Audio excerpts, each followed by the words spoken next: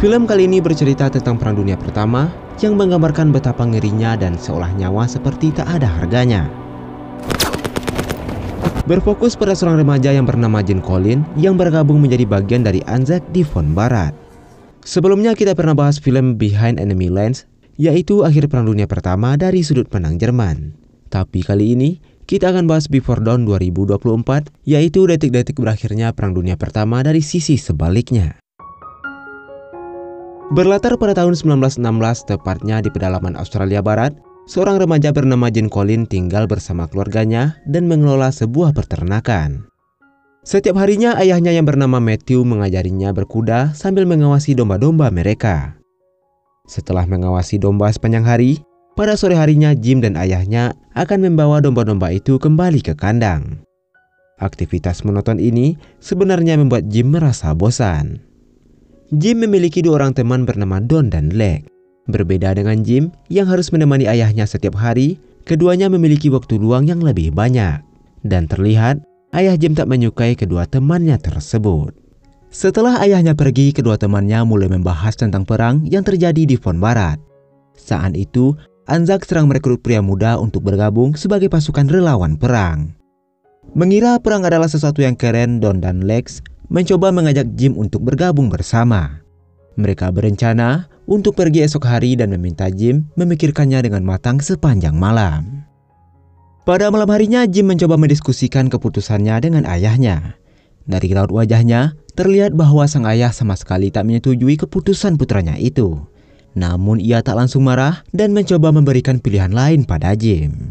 Ayahnya mengatakan bahwa Jim akan lebih berguna di rumah untuk mengelola ternak mereka.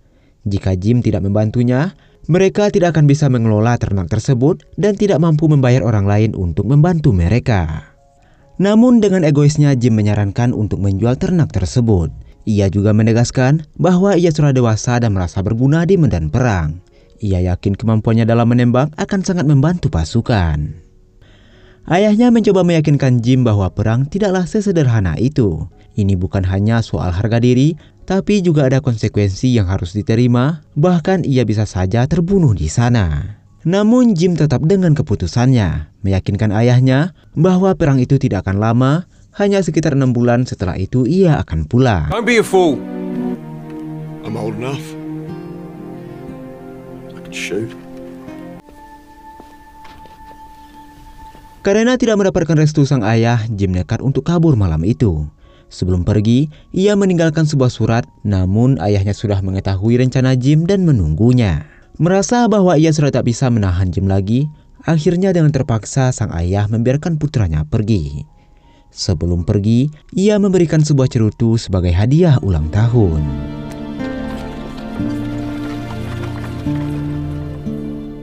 Beberapa hari kemudian mereka pun akhirnya sampai di Batalion 44. Suasana saat itu masih tenang, tidak ada tanda-tanda bahaya apapun.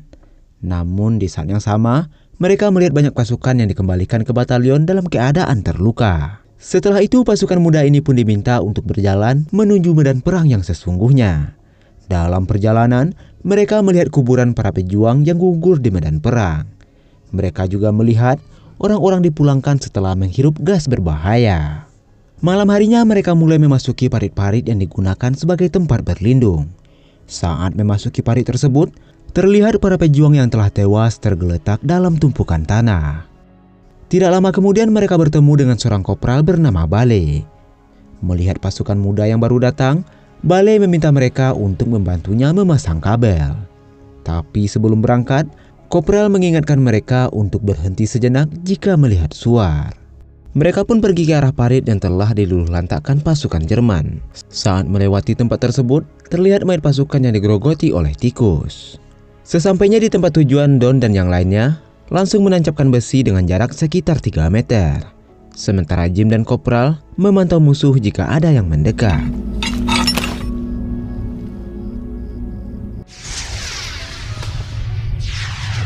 Akibat Don yang terlalu berisik membuat musuh mendengar mereka dan menyalakan suar. Kopral meminta mereka untuk berhati-hati, tapi tanpa diduga beberapa pasukan Jerman mendekati tempat tersebut yang memaksa mereka untuk melakukan penyerangan.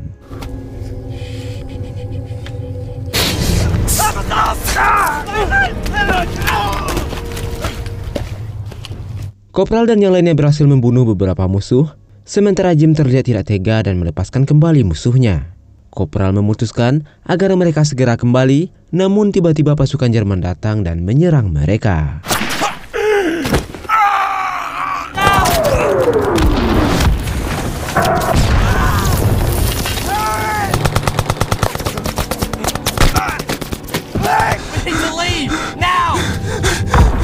Pasukan Jerman berhasil membunuh semua pasukan yang ada, termasuk teman Jim yaitu Don dan Lex.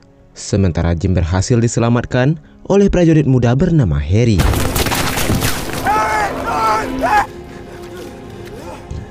Keesokan harinya Jim diminta untuk melaporkan kejadian tadi malam pada officer Doggett untuk menceritakan kejadian detailnya. Setelah itu Jim kembali ke parit yang saat itu hujan deras yang membuat parit tersebut dipenuhi lumpur dan genangan air. Jim lalu mendekati seorang pria bernama Nick yang tidak lain adalah saudaranya Harry. Nick menanyakan bagaimana detail kejadian tadi malam.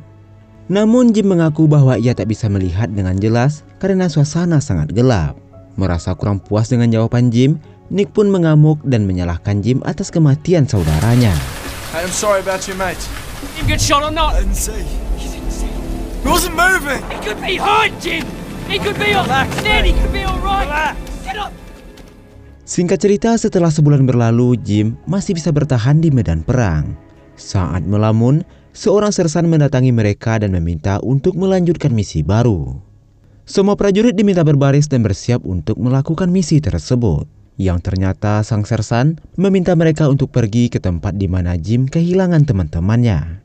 Jim pun menceritakan kejadian yang ia alami bersama teman-temannya yang membuat semua orang terdiam. Tapi mereka tak bisa menolak dan harus segera pergi menjalankan misi tersebut. Pada malam harinya sang sersan menyusun strategi dan merangkak maju melewati parit berlumpur. Setelah situasi cukup aman, mereka pun mulai melakukan penyerangan.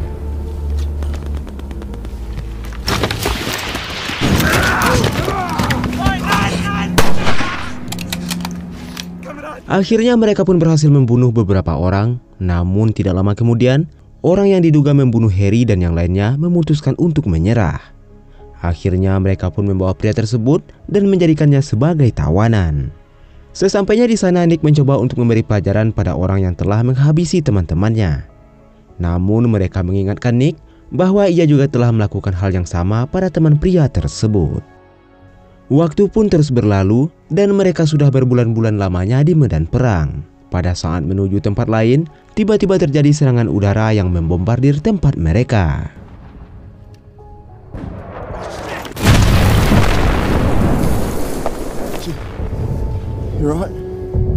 Beruntungnya sebagian orang selamat dari serangan tersebut. Hingga akhirnya mereka melihat seorang pasukan bernama Patrick yang terkena serangan dan terluka. Di saat seperti ini, tidak ada yang bisa mereka lakukan. Bahkan sersan sendiri menyarankan agar pria tersebut ditinggalkan karena lukanya semakin parah. Namun Jim dan seorang pria menawarkan diri mereka untuk menandu Patrick dan membawanya kembali ke markas. Sesampainya di sana, Jim meminta tolong agar suster mengobati Patrick terlebih dulu. Namun suster tersebut menolak karena di sekeliling mereka masih banyak pasien yang mengalami luka yang lebih parah. Akhirnya suster tersebut memberikan opium dan meminta Jim memberikannya pada Patrick.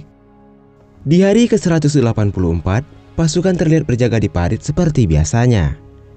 Pada saat sedang makan, Jim mendengar seseorang meminta tolong, namun tidak ada satupun orang yang bergerak mencari tahu siapa orang tersebut. Nick mencegah mereka untuk melihat siapa yang ada di sana karena sangat berbahaya. Lagi pula, masalah itu adalah urusan petugas tandu dan bukan urusan mereka. Setelah berjam-jam lamanya petugas tandu tak kunjung datang, yang membuat Jim merasa iba. Suara minta tolong dari atas terus menghantuinya, sehingga membuatnya nekat untuk pergi ke atas sendirian. Sesampainya di atas, Jim melihat seorang prajurit yang terjebak di kawat berduri. Ia pun mencoba melepaskan pria tersebut dan membopongnya kembali ke parit.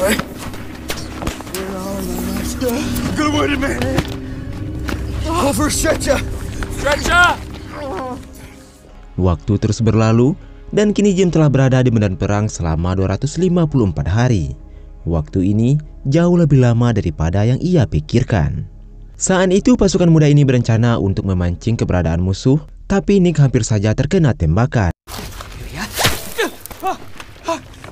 Bahkan sempat merasakan angin peluru tembakan tersebut. Beberapa saat kemudian serangannya lebih besar menyerang mereka. Namun untung saja mereka bisa selamat dan kembali ke markas. Sesampainya di markas, Jim menyampaikan apa yang ia rasakan. Awalnya ia merasa lebih baik, namun semakin lama ia merasa semakin lelah.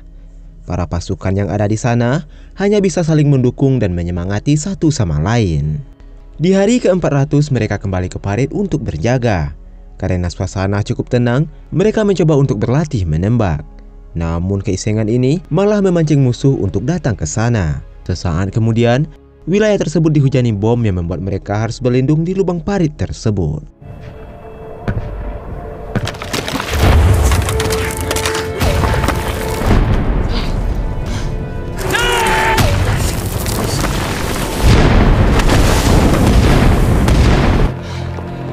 Where's Ned? Hey, where's Ned? Around the corner. Setelah suasana cukup tenang, Nick tak melihat dua temannya yang bernama Ned dan Charlie. Ia pun segera mencari mereka, dan betapa terkejutnya ia karena mereka terkena bom dan terkubur di dalam tanah. Nick pun menyalahkan Jim yang tak berada di dekat mereka. Ia kembali membahas kematian Harry yang dulu melindunginya. Namun sekarang, Jim malah tak bisa berbuat yang sama. Jim mencoba memberikan pengertian bahwa ia tak bisa berbuat apa-apa saat pasukan tersebut menyerang mereka. Setelah itu keduanya melapor pada ofisier Dogot atas kejadian tersebut.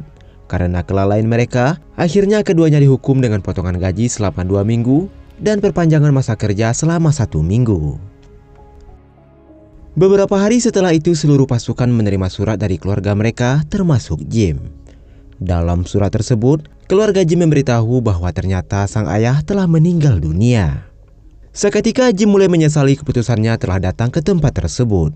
Seandainya saja ia mendengarkan ayahnya, pasti ayahnya masih hidup sampai sekarang. Seluruh teman-temannya yang mati di medan perang juga pasti masih hidup dan tak terbebani karena keberadaannya. Tidak lama kemudian terlihat pasukan Jerman dalam jumlah yang sangat banyak mengepung parit mereka.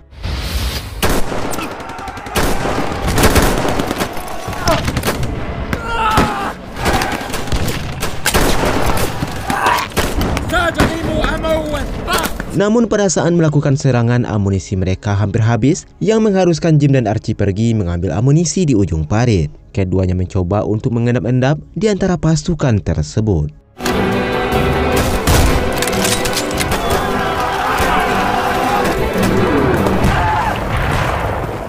Archie! Saat akan kembali tanpa diduga, Archie terkena tembakan yang membuatnya tak bisa kembali. Jim pun mengantarkan amunisi itu terlebih dulu, kemudian kembali ke sana untuk menyelamatkan Archie. Tapi sayangnya, Archie sudah tak bisa diselamatkan. Stretcher! Stretcher, man! I'm scared, Jim. I just want to go home. Kematian Archie menjadi luka tersendiri bagi mereka karena Archie merupakan prajurit termuda di medan perang. Di hari ke-778, pasukan kembali dikumpulkan. Ofisier menyampaikan pada mereka untuk merebut sebuah titik di atas bukit dan mengatakan bahwa pertempuran ini akan menjadi pertempuran yang sangat berat. Jika mereka berhasil mengalahkan Jerman di titik itu, maka Jerman akan mundur dari sana. Oleh sebab itu, ia meminta semua orang untuk berusaha semaksimal mungkin. Jika mereka menang, maka mereka akan pulang bersama-sama. Namun sayangnya pasukan itu sudah tak percaya dengan kata-kata tersebut. Setelah itu Jim bertemu dengan Patrick. Patrick menanyakan di mana teman-teman Jim. Tanpa mengeluarkan sepatah kata pun, Patrick menyadari bahwa semua teman-teman Jim telah tiada. Setelah itu mereka pun berfoto sebagai kenang-kenangan selama masa perang. Sesaat kemudian, mereka kembali ke parit dan bersiap melakukan serangan. Setelah melihat beberapa ledakan, mereka pun langsung menyerang parit musuh. We take that! We go home!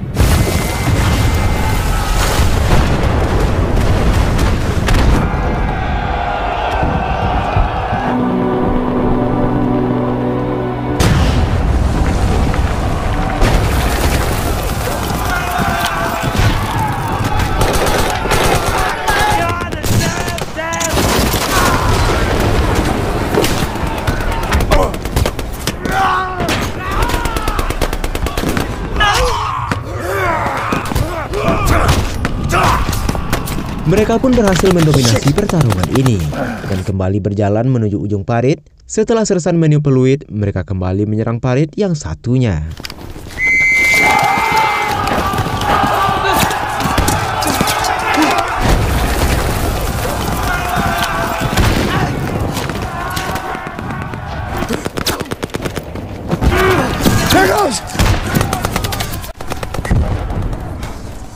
Namun sayangnya pada pertempuran kedua ini pasukan Jerman jauh lebih dominan dan dapat dengan mudah menghabisi mereka. Nick pun tertembak di bagian dada dan tak bisa lagi melanjutkan perperangan.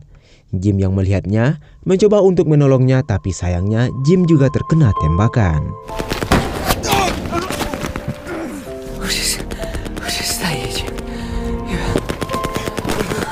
Karena keduanya terluka, Nick menyarankan agar mereka tetap di sana sampai situasi tenang. Namun Jim tak mau diam begitu saja dan mulai menembak para penembak jitu Jerman dari kejauhan.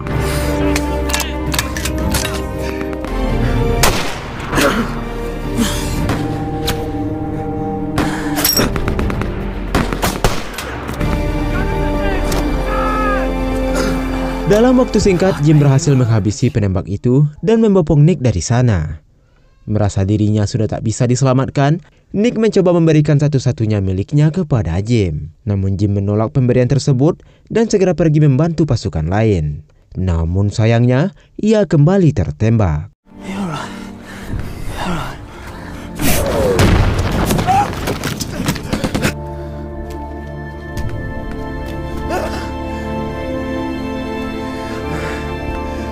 Kali ini Jim benar-benar menyesali kedatangannya ke sana. Alih-alih membuat ayahnya bangga dan membuktikan bahwa ia adalah anak yang hebat, Jim merasa bahwa dirinya tidak lain hanyalah beban bagi orang lain. Setelah perang yang berlangsung bertahun-tahun lamanya, akhirnya kedua belah pihak menyatakan untuk melakukan gencatan senjata pada jam 11 tanggal 11 bulan 11 di tahun 1918. Di hari gencatan senjata, seluruh pasukan diminta untuk tetap berada di parit. Dan singkat cerita, gencatan senjata pun akhirnya dilakukan. Seluruh pasukan akhirnya kembali ke rumah mereka. Jim pun kembali ke rumah yang kini hanya dihuni oleh ibu dan adiknya.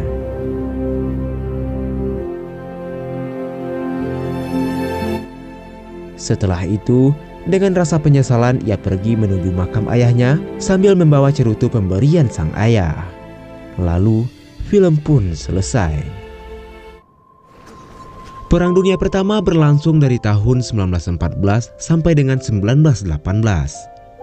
Dalam jangka 4 tahun itu, tercatat 3 juta pasukan yang bertempur di front barat meninggal dunia karena hanya memperebutkan lahan beberapa ratus meter saja. Dan sekian video kali ini. Menurutmu, apa pesan moral yang didapat dari cerita ini? Silahkan tuliskan di kolom komentar.